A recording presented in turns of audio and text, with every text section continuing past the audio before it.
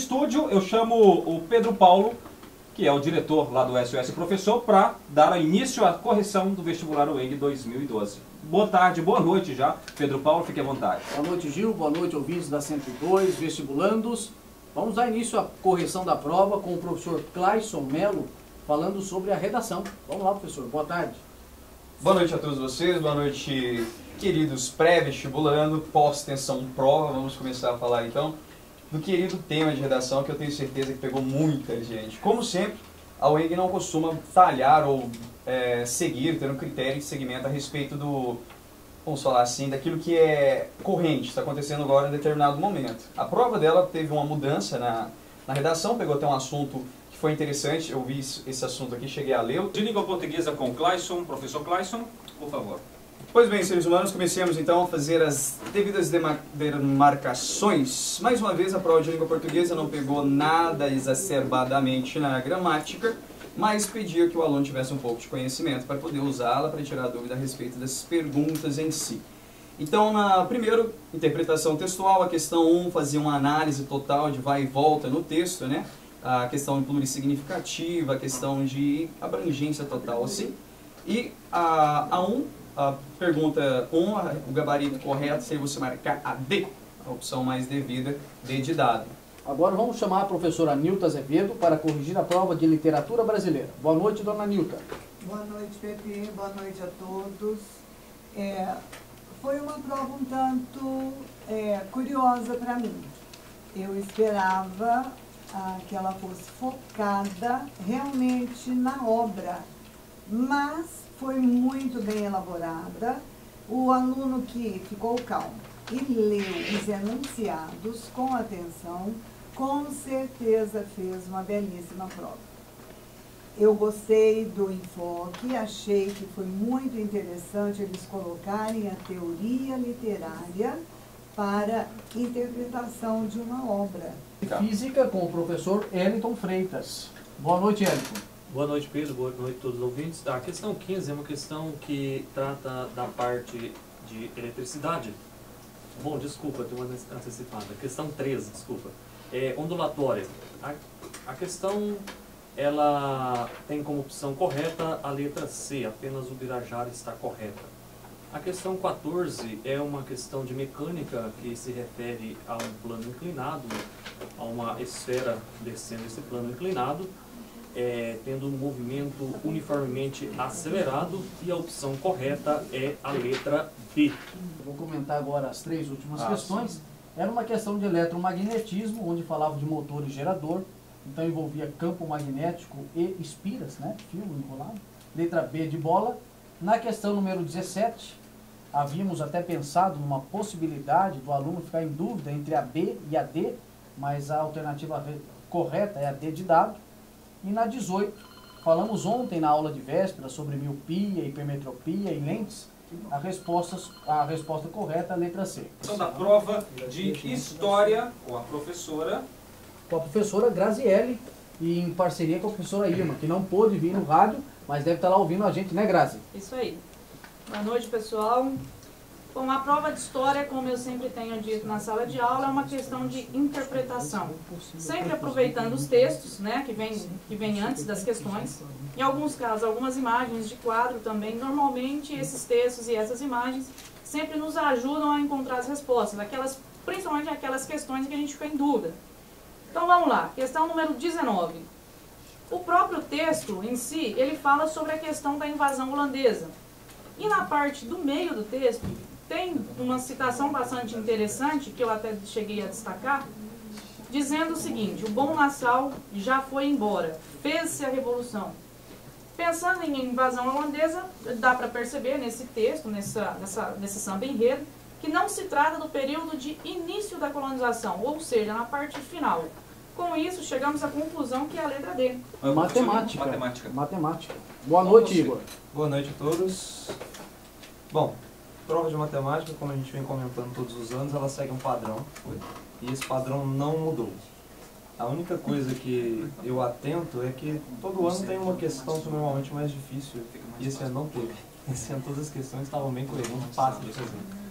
A questão, talvez média, mais complicadinha, seria a última, questão 30. Mas vamos lá.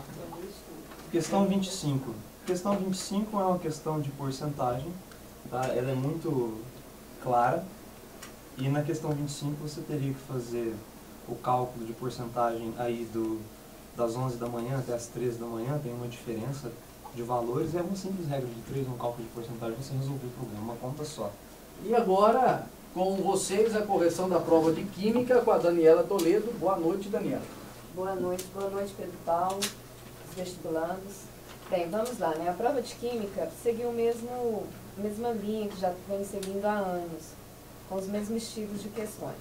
A questão 31 abordou sobre a estrutura atômica, modelo de Rutherford, cuja resposta é a letra A. Boa noite, oi. A questão 32 é uma questão de química orgânica, né, que sempre tem que ter uma questão de química orgânica sobre reconhecimento de funções, cuja resposta era a letra B, onde o grupo C do cló é o grupo carbonila, característico de cetona. Boa noite, Quirino. Fique à Boa vontade. noite. Boa noite a todos, ouvintes aí da CIF2, boa noite a todos aqui no estúdio, boa noite a todos os alunos e vestibulandos aí da UENG. Bom, vamos começar aí com a questão de número 37 de Biologia. Para surpresa aí, não veio uma questão diretamente relacionada ao heredograma, mas teve uma questãozinha assim de genética, como é de praxe para o UENG. Falava aí da epigenética. Bom, para quem não conhecia o termo, bastava investigar a própria questão, que a própria questão dava as dicas da alternativa a ser marcada. Ela colocava, né, que em relação à epigenética, no segundo parágrafo, os mecanismos epigenéticos envolvem modificações químicas do próprio DNA. Em relação ao próprio DNA, nós encontramos como uma falha em relação à alternativa, que era para ser marcado como alternativa errada, né? A alternativa C, porque dizia as diferenças existentes entre indivíduos de duas espécies. Se são de duas espécies, são duas linhagens genéticas diferentes. E para dar sequência à correção do curso em SOS, professor Fábio Fraieta. E um grande abraço para a Marielza, que não veio até a rádio. Fábio, boa noite. Boa noite, PP, boa noite, ouvintes. Boa noite, Gil, colega geógrafo, né? Para quem não sabe. Obrigado. Então, gente, a prova de geografia, como eu vivo falando na sala de aula, ela sempre dá margem para você interpretar. Tendo um texto, tendo um gráfico, um mapa, perde um tempo não, né? Dá um tempinho para você analisar aquilo que com certeza a resposta vai vir mais fácil. A prova de geografia da UENG desse ano, todas as questões trouxeram um texto, um mapa ou um gráfico, dando bastante margem para a interpretação. E todas as questões, pelo que a gente pôde ver, pôde ser realizado por eliminação. Tá? Todas trouxeram algum quesito nas alternativas que você poderia eliminar facilmente. Certo? E quero chamar agora para iniciar os comentários da prova de língua estrangeira, o Jamanta. Boa noite, Jamanta. Senhoras e senhores, boa noite. É um prazer estar com vocês aqui agora. E vamos ver como é que ficou essa prova de língua inglesa. Um texto um tanto quanto extenso, mas ele foi bem conciso e bem direto também, e que falou sobre um monumento localizado no Reino Unido e sobre duas novas investigações a respeito do mesmo. Tá? A Verônica vai comentar com vocês agora as questões 49, 50 e 51. Eu vou falar sobre as 52, 53 e 54. Vamos lá, Verônica. Boa noite, galera.